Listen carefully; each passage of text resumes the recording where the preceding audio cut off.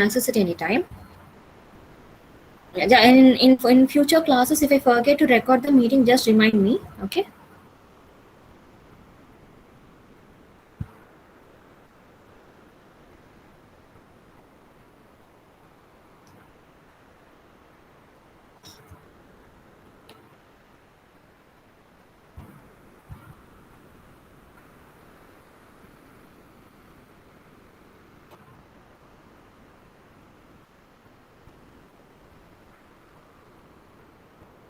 Okay, is my screen visible? Yes, ma'am. Okay. Yes, ma'am. So yeah, in today's class we'll be looking at ANN architectures, different type of architectures available, and the learning process. Okay, how the network learns. Okay. So this is what we're going to discuss in today's class. ANN architectures. I've told you in the previous class itself how a neural network looks like. Right? So all there will be neurons and there will be input layer and output layer, so that all the neurons will be connected to each other neurons. So the information flows from one neuron to another neuron. Okay, that is what we saw in the previous class. So here, now ANN architecture, the first type under the architecture is feed-forward neural network. So as the name says, the information flows only in one direction. Flows in one direction. That is in the forward direction, from input layer to the output layer. Okay, which means there is no feedback loop available. No feedback loops available. There can be any number of hidden layers in between. It doesn't matter. Okay, there can be any layers in between, but the information flows in only one direction, from input to reach your output. Okay, so this is known as feed forward artificial neural network. Okay, now further, this feed forward neural network can be classified into two groups based on the number of layers available. These hidden layers, as I told you, there are like different layers. Like you have input layer followed by the hidden layer, and then comes your output layer. Okay, so based on the number of layers, this feed forward can be classified into two groups. One is known as single layer feed forward neural network, and the next is multi-layer feed forward neural network. Okay, so as the name says, if there's only one single layer available, then that is known as single layer. When you add two or more number of layers to the same network, then it's known as multi-layer feed forward network. Okay. We'll look at examples. Now look at here. Whenever you count the number of layers, you have to ignore this input layer. Okay, do not count this. So only the hidden and output will give you the number of layers. So it's basically hidden plus output will give you the number of layers in a network. Okay, so now in this case we'll just ignore this input. So all you are left with output layer. Okay, so you have only one output layer, which means this is a single layer feed forward network. Now look at this. All the neurons is connected to each other neuron. You can see this, right? It's all in the forward direction. There's no feedback loop available. So this is known as single layer feed forward neural network. And the computation, all the computations is done in your output layer. So computation is done in output layer. Okay, there's no hidden layer given, no hidden layer available. Okay, important point is that do not count the input layer.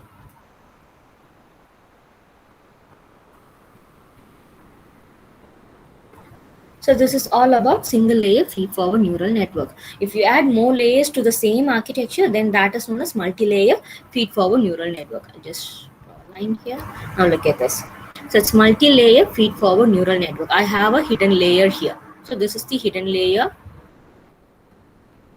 Now tell me, what is the total number of layers here? So ignoring this input layer, I have this hidden and output, which means this is a two-layer network. Okay, so this is a two-layer network. And here you can have any number of hidden layers. It is not no fixed number. You can have any number. So any number of hidden layers can be there. Okay, and this next point is that all the computation is done in the hidden layer. Whereas in case of single layer, we don't have single layer here, so obviously the computations are done here. But in case of multi-layer, we have hidden layers, so the computation is done in hidden. Computation is done in hidden layers, and you don't know how it is happening. Okay, it can be any activation function. You can use any activation functions or any other learning methodology. Okay, but we have no idea what's happening inside. All we are concerned is about the output. Okay, so this is kind of known as black box. I'll write it here itself. These hidden layers are more like black boxes. Okay, the input for the or each layer. Okay, for example, the input for this hidden layer is purely dependent on the input layer alone, because there's no feedback available, right? It's all in the forward direction. So information flows in the forward direction, which means the input for a particular layer is purely dependent on the previous layer alone.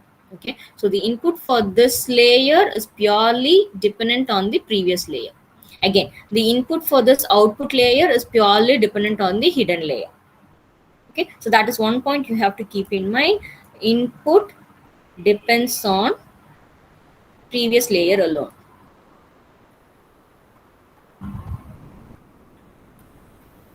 Okay, and one more thing is that, see, if it's a single layer feed forward network, you don't have to name it separately, because in the name itself you can see that it's single layer. You don't have to mention it separately explicitly. But in case of multi-layer, there can be any number of hidden layers available, right? So you have to tell the system that how many layers are using it. So you need to follow a naming convention here. So how do you name it? Now for the given architecture, for this given multi-layer network, you have like 1 2, this is 1 2 3 4 and 5. I have 5 input neurons. Okay, and 1 2 3, 3 hidden neurons, 1 2, 2 output neurons. Okay, so this layer is known as 5:3:2 layer network. Okay, so this is how you have to name it. For in general, how do you name it? Like, so imagine that this is the given architecture and you are asked to name the architecture. Now count the values. Okay, so this is 1 2 3, 1 2 3 4. I have 2 hidden layers here. Okay, so this is altogether 3, this is 4, this is 4, and again this is 2 here. So this network is known as 3:4:4:2 layer network.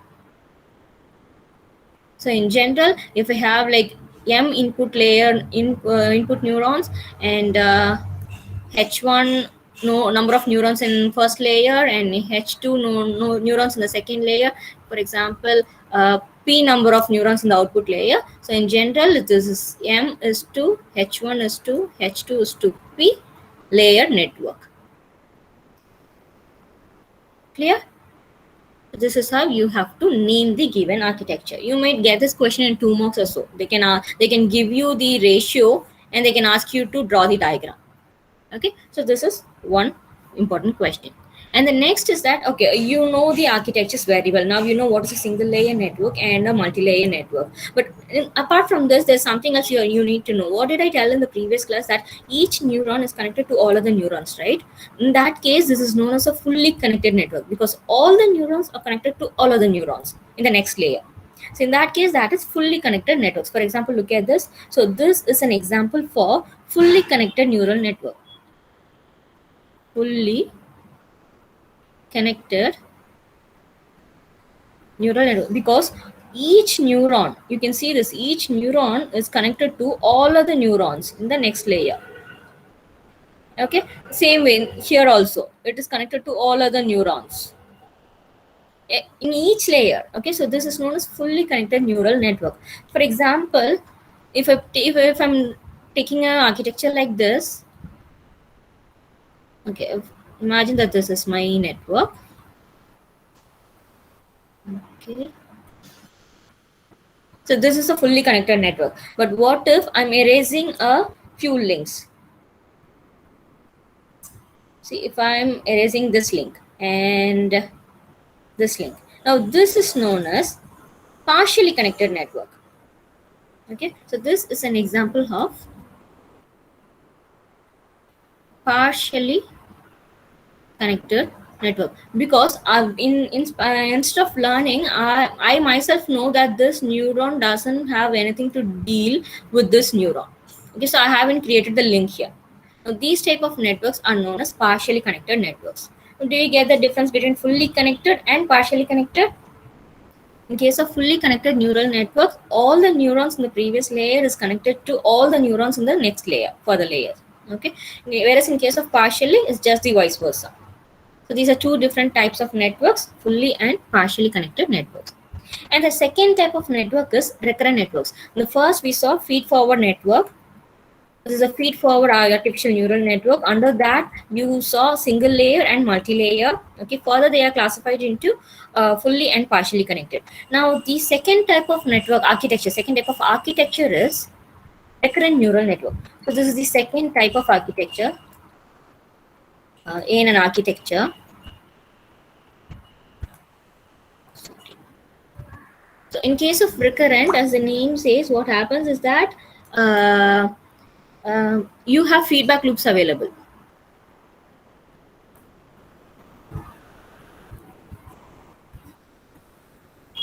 In the previous case, what did I tell you? The input for the current layer is purely dependent on the previous layer, right? But in case of recurrent, the input can be fed from the next layer also. There is a feedback loop available. Now look at this.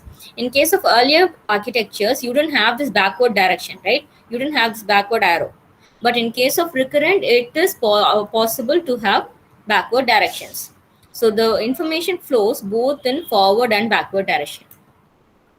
Info flows in both forward as well as backward direction. Okay, and one more thing is that self loops are also possible, because for example, let me take this.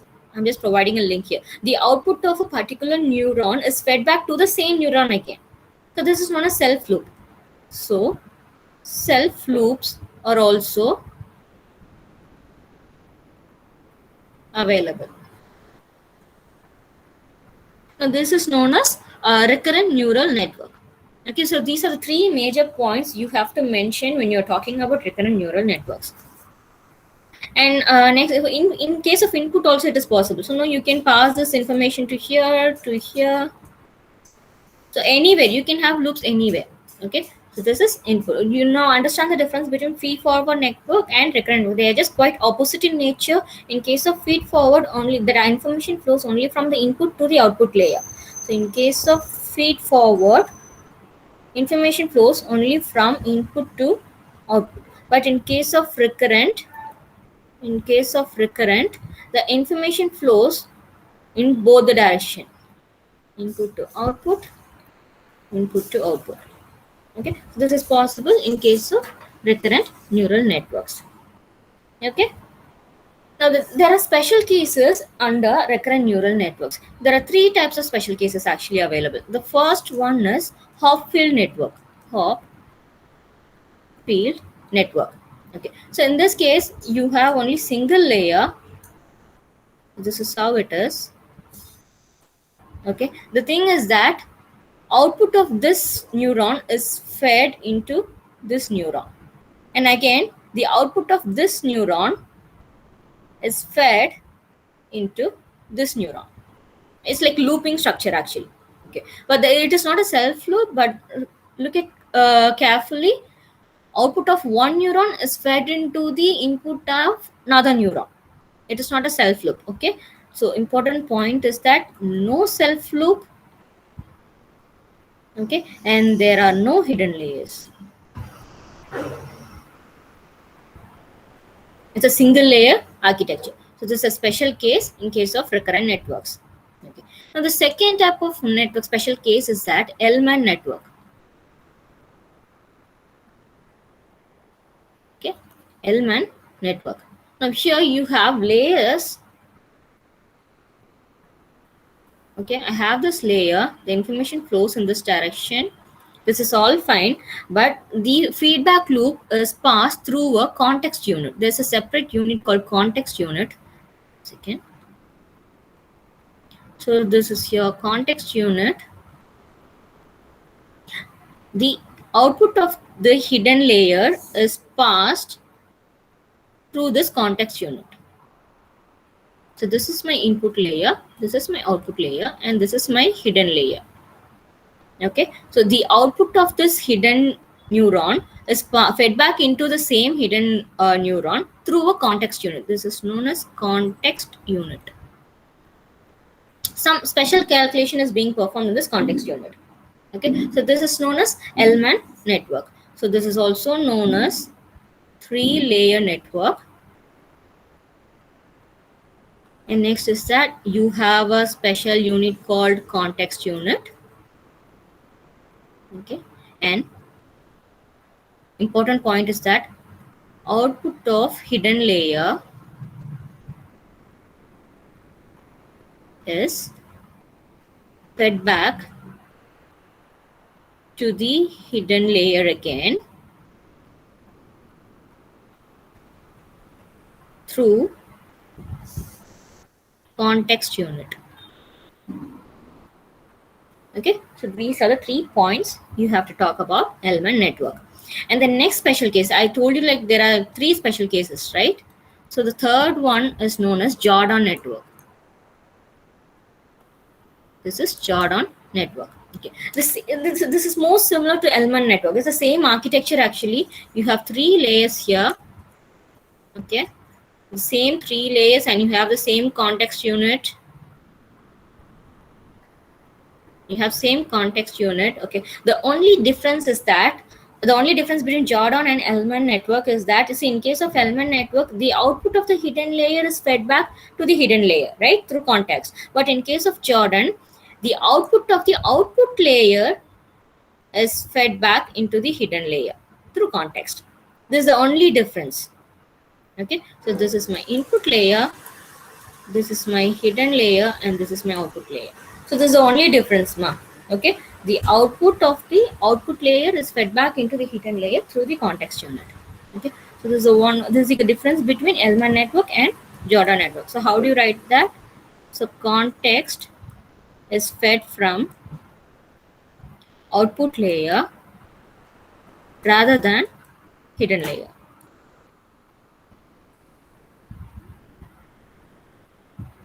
So these are 3 special cases about recurrent networks: Hopfield network, Elman network, and Jordan network.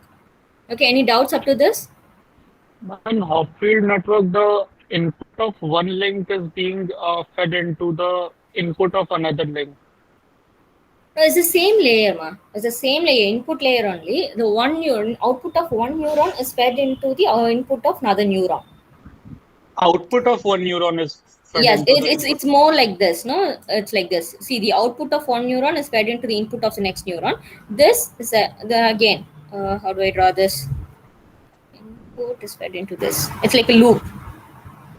Okay, ma'am, got it. Okay. Yeah. Any other doubts? The previous topics also. This is an important question, ma. That's what I'm telling. These are the basics of neural networks. Any doubt in this? So we'll just have a quick recap. So in case of architectures, there are 2 major types of architectures available. One is feed-forward artificial neural networks, and next one is recurrent neural networks. Okay. In case of feed-forward, the information flows only in one direction, that is from input towards the output. There is no feedback loop available in case of feed-forward. Whereas when talking about the recurrent networks, feedback loops are available. Okay, it's just the opposite of feed-forward network. Recurrent networks. Okay, now based on the number of layers available, the networks can be classified into single layer feed forward network and multi-layer feed forward network. In case of single layer, you just have a single layer, you don't take the input layer into account, so all you have is that output layer alone. The computation is done in the output layer. In case of multi-layer feed forward network, you can have any number of hidden layers. Okay, it purely depends on the complexity of the problem that you're going to solve. Okay, so any number of hidden layers are available. The computation is done in the hidden layers. Okay. But you don't know what is happening in the hidden layers, so this hidden layer acts like black box. You don't know what is happening inside. And also the input of a particular layer is purely dependent on the previous layer alone, and that is why it is known as feed forward network, or information flows only in the forward direction. Whereas in case of recurrent networks, you cannot say this because you can get the input from any layers output layer or hidden layer, any layer. Okay, so the input is not dependent on the previous layer alone in case of recurrent networks. So these are the two major types of architectures. So, and you have naming conventions in case of multi-layer network. Okay, just count the number of neurons in each layer and then give the ratio. Okay, so m is to, I mean, if you have m neurons in input layer, h1 neurons in the first hidden layer, h2 neurons in the second hidden layer, and p neurons in your output layer, then this is known as m is to h1 is to h2 is to p layer network. Okay, and again you have two classifications, fully connected network and partially connected network. If all the neurons in the previous layer is connected to all other neurons in the next layer, then it is known as fully connected. If you don't have certain links, if there's no connections available among certain neurons, then it is known as partially connected network. Okay, yeah, you have recurrent networks that we explained it. There are three special cases under recurrent neural networks. First one is Hopfield, Ellman, and Jordan. Okay, in case of Ellman and Jordan, you have a context unit. Okay, the difference between Ellman and Jordan is that in case of Ellman, output of the hidden layer is fed back into the context unit, whereas in case of Jordan, output of the output layer is fed back into the context unit.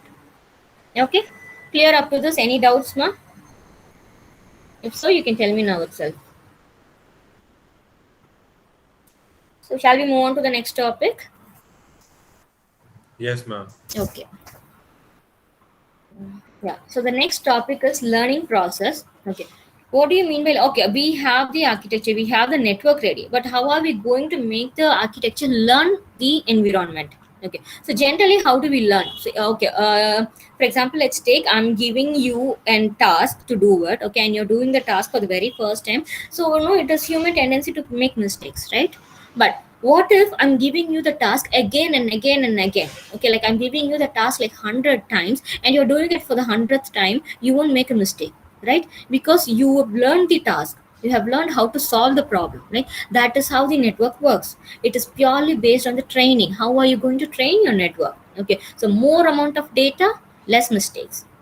Keep training your network again and again and again until there are no more mistakes possible. So that is known as learning process. Okay, now this learning process is of three different types. Okay, as I told you, if you give more data, more training, okay, which leads to obviously less mistakes. Okay, so there are three different types of learning processes available. The first one is supervised learning. So supervised learning, this is learning process or paradigm. Okay. Supervised, unsupervised learning, and next is reinforcement learning. Guys, if I'm going too fast, just stop me in between itself. Okay, just don't wait till the end of the session. Stop me in between and then ask me. Okay, tell me to slow down. Okay, coming back to the topic, there are three different types of learning process: supervised, unsupervised, and reinforcement learning. Now we'll see what are these three different types. Now the supervised, as in the name says, someone is going to be there to supervise you. For example, let's take our classroom itself. I'm the faculty here and you are the students, and I'm going to supervise you. Okay, so the training takes place in front of a teacher so that you won't do the mistake. Even if you do the mistake, I'm there to correct you. Okay, so every time you do a mistake, I'll be correcting you so that at the end you don't need me. You can do you can solve the problem on your own. Okay, so that is known as supervised learning in front of teacher actually. So learning or training takes place in front of teacher. In case of unsupervised learning, there's no teacher available. It's self-learning. Students are doing self-learning. Okay, so there's no teacher available. Reinforcement is based on reward. I'll explain this when we come to this topic. Okay, so now first let's see what is supervised learning in depth. So the first one is supervised learning. Supervised learning. Now here this is also known as learning with teacher. Okay, I'll just give a block diagram so that will be easy for you to understand. See, this is your environment or whatever the problem that you're going to solve. Okay, problem or situation, anything, let it be anything. So this is the environment. There's a teacher available, and students are available. Students as in the network here, actual network. Okay, so this is neural network. Imagine that this neural network is student. Okay, and what happens is that teacher knows the answer for the given question and the student gives the answer for the given question. Okay, the teacher knows the answer. The answer given by the teacher, let's have it as desired response, and the answer given by the student is known as actual response.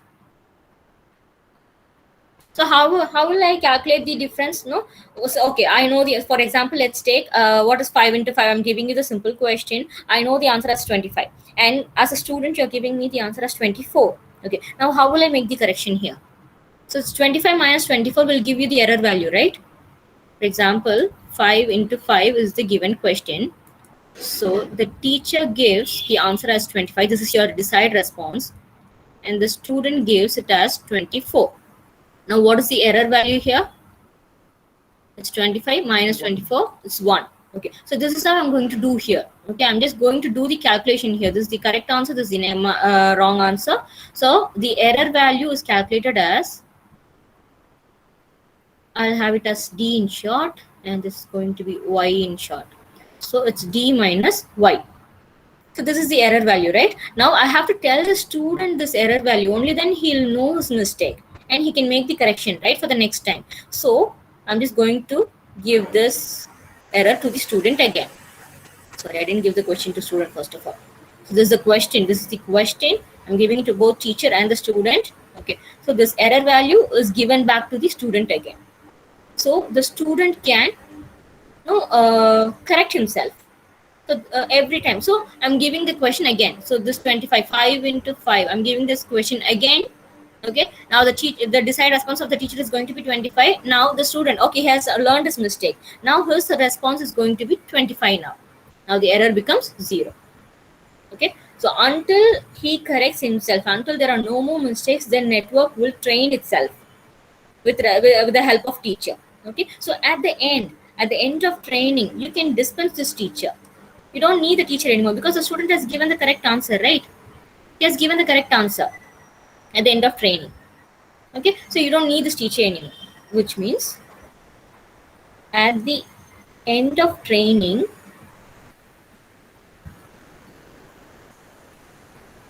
you can dispense the teacher. You don't need teacher anymore because you know the correct answer already. Okay, so this is a simple block diagram that is explaining the supervised learning. Do you get it? So supervised learning is also known as learning with teacher.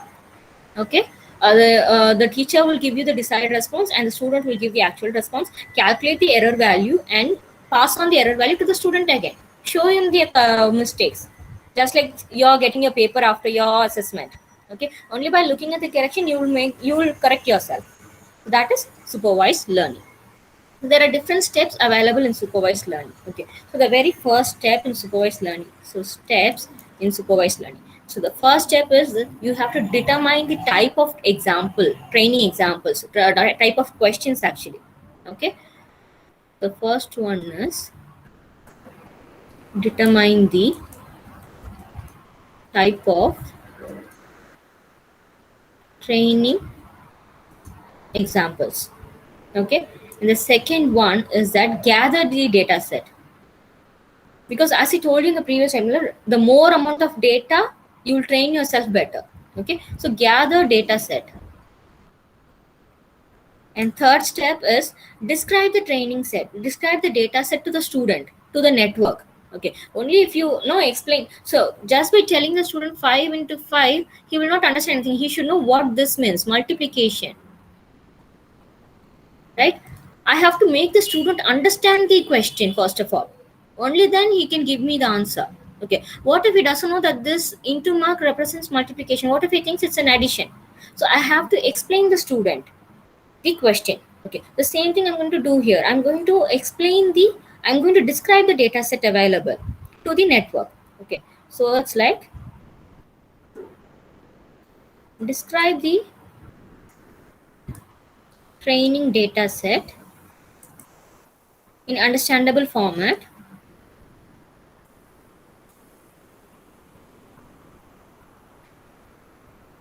by the network. Okay, and the last step is that okay, I have made the network understand the data set. What is the next step? Learn. So learning, and once you're done with learning, I'm going to test the network whether it is giving me the correct answer or not, because I'm going to give you another new question. I'm going to give you like 6 into 5 this time. You have to give me 30. Only if you give me 30, I can tell you that the network is correct. The student has learned the multiplication. Okay, so that there's no need of the teacher anymore. Okay. So learning, and once the learning is done, test the network. Okay, so these are the 4 steps available in supervised learning.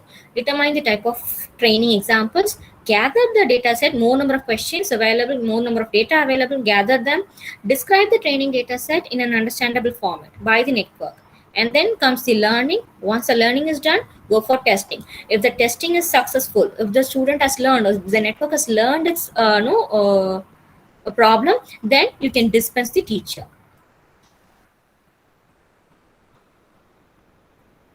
Okay, so this is all about supervised learning. And the next is unsupervised learning, just the opposite of supervised learning. So here it is unsupervised learning. Okay, so this is opposite of supervised learning. No teacher available, and this is called self-learning. Okay, so the goal is to maximize the cost function. I'll tell you what is that. Goal of the unsupervised learning is to maximize the cost function. Again, I'll give you a block diagram so that it will be easy for you to understand. I have the environment here. That is your question, actually. I have the environment here. There's no teacher available, so you're directly giving the question to the student. Okay? And you have the output here. So how the student learns? Based on the output only. So the output is fed back into the student again. Okay, so he is learning self on his own, because this is known as unsupervised learning. Okay, and the next this is about, How does the network know if the output is correct or what there is is a the error? function available. So in the learning process you have a function. Okay, so you will be learning few terminologies called bias and variance and everything. Okay, so that will help the network to learn. Okay, based on the output value. So that bias is calculated based on the output. Now, if you study the architecture in detail, you will understand this. You have bias terminologies and all that we'll see in the next class. Okay. For now, just know what is unsupervised learning. Okay. Okay, ma'am. Yes.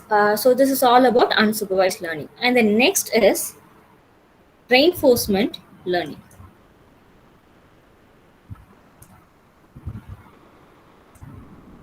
Uh, 1 minute. Just give me a minute.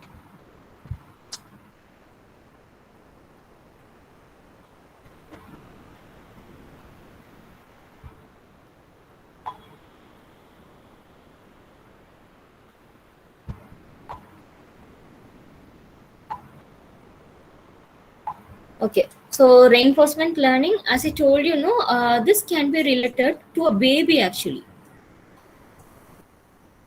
To a baby, small baby. Okay, how? Because okay, let's say the baby is learning to walk.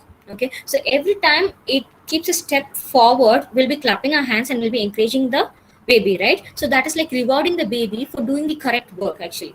What if the baby falls down? We'll be telling, achacho, okay, it's okay, okay. So that is another reward, but it's a negative reward. Okay, so there are two things: positive reward and negative reward. Rewards based on the action that you perform.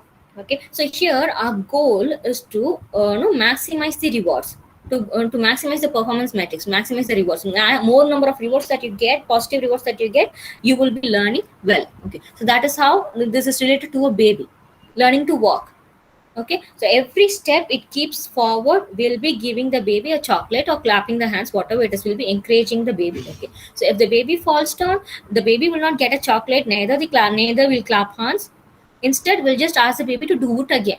Okay, so this is known as rewarding. This type of learning is known as reinforcement learning. Based on the rewards, if you learn, then it is known as reinforcement learning. I can give you one more example also. So you have played this chess game online, right? So in the case of chess game, for every correct move, the system will give a positive reward. So you have this chessboard.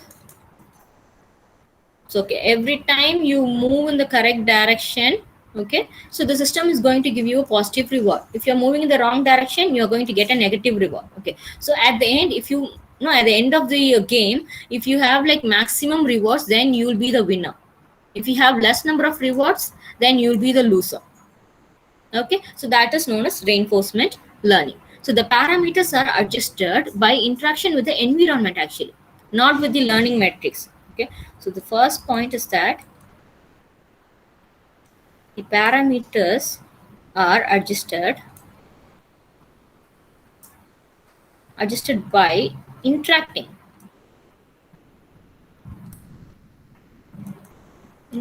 with the environment. That is your rewards. The environment is going to give you the reward, positive or negative reward. Okay, not by using the training vectors. I'm not training here anything. It is self-learning. Okay. So the second point is to the goal. What is your goal? Goal is to maximize the rewards. Performance actually.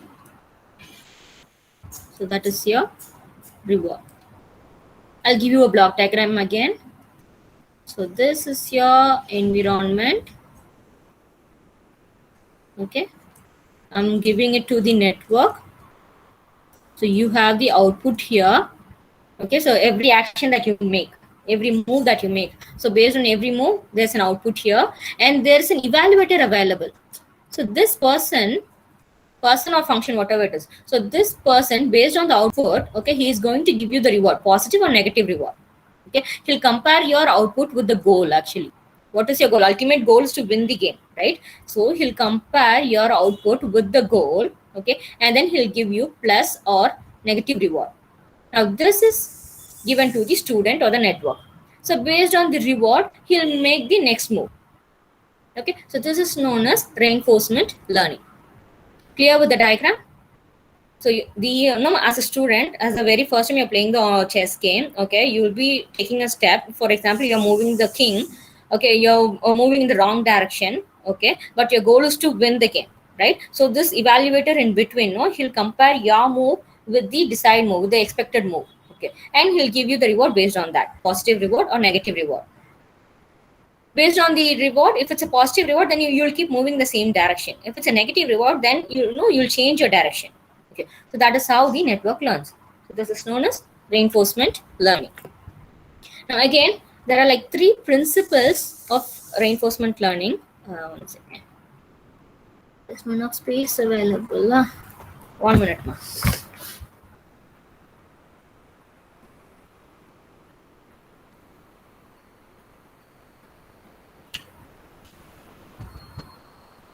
Okay, there are like 3 principles available.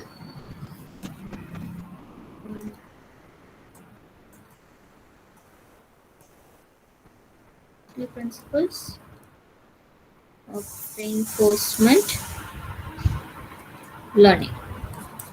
Okay, so the first one is the environment, environment.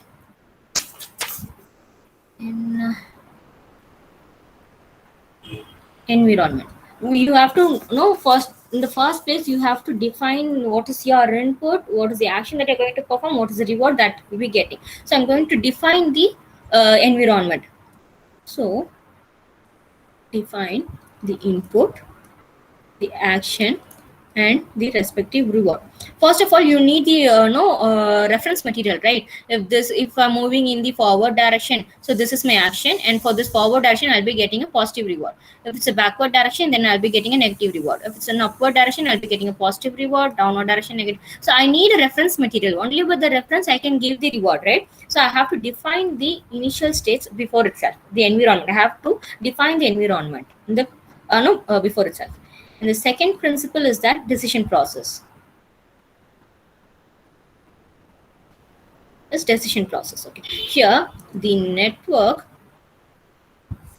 observes the current state. It will look at its current state. It will analyze its current state. For example, take the chess game itself. So before making a move, you have to look at your current state. So that is what is happening here. Current state observes the current state. Let's have it as S here. Okay. Then the next step, okay, I have observed the current state. Now I have to make a move. Okay. So it performs the action accordingly. Let's have it as A here. Okay. So based on the action performed, based on the movement that I made for left hand side, right hand side, downwards or upwards, based on the action that I performed, I'll be receiving a reward.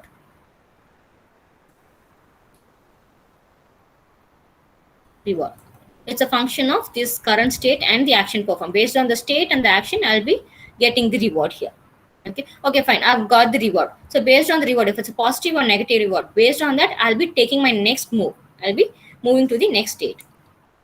So the network will be entering next state from the current state, which is known as S plus 1. S is your current state, S plus 1 is your next state. Okay, so you keep doing this until you reach the maximum performance level. Goal is to maximize the reward over time. Okay, so you do this until you maximize the reward. And your last principle is training and inference.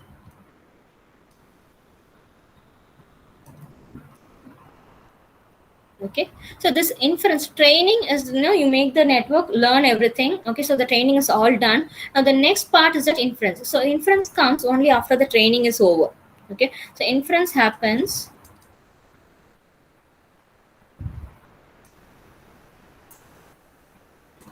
after the training.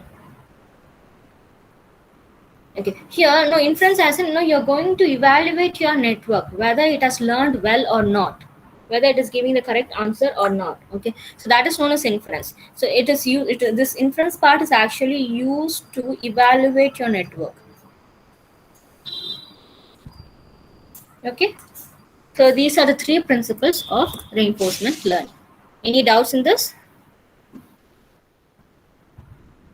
There's any doubt?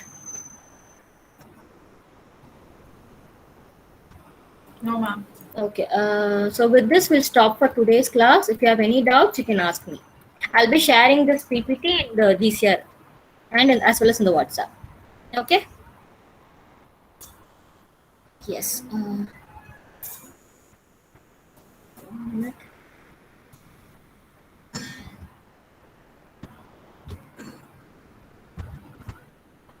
Okay. Just wait for 2 minutes. I'll take attendance.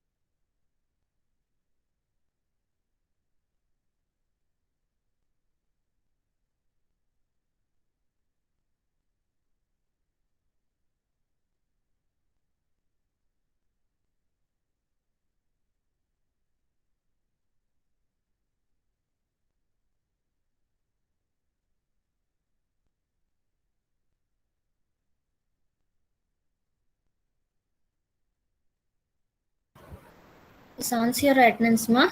Harshil. Present, ma'am. Joshika.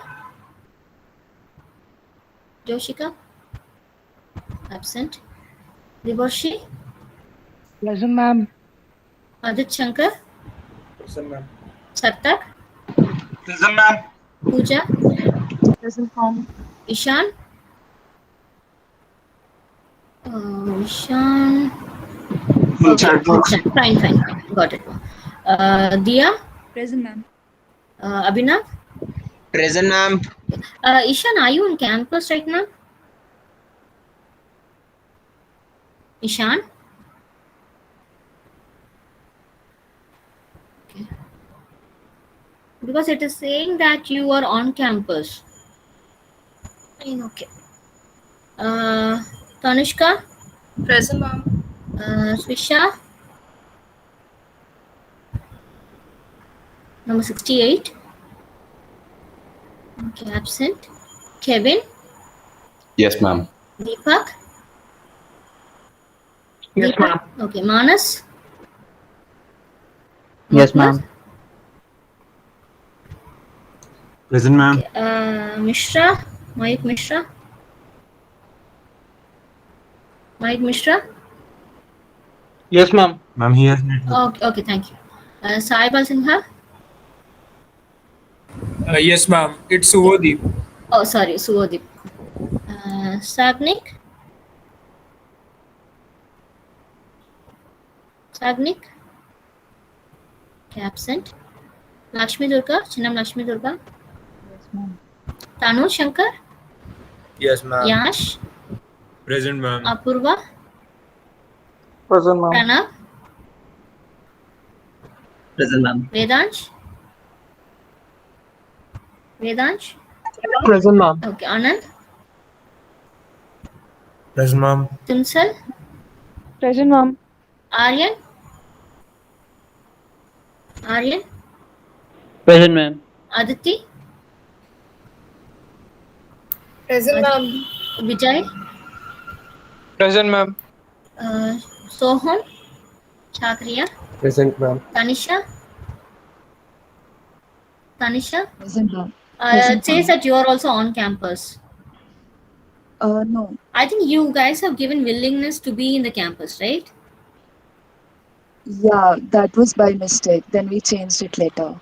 But still it's showing on campus. No, in this case, if it's showing that you are on campus, then only if you are in the college, I'm supposed to give you the attendance, but it's okay. Aditya? Present, ma'am. Prathamesh? Praveen? Present, ma'am. Rohan? Present, ma'am. Arjun? Arjun? Present, ma'am. Present, ma'am. Tapish? Okay, Tapish Sharma? Present, ma'am. Chinmay? Present, ma'am. Shanti Ramakrishnan? Present, ma'am. Utkarsh? Present, ma'am. Kashyap? Kashyapi. Present, ma'am. Oh, sorry, Kashyapi. Okay. If I pronounce your name wrongly, just correct me, okay? Okay, guys. So yeah, we'll see in the next class. If you have any doubts, you can ask me now, or else you can leave the page. Joshika present, ma'am. Sorry, ma? I wasn't able to unmute before. Joshika present. Joshika, 1 second. Okay.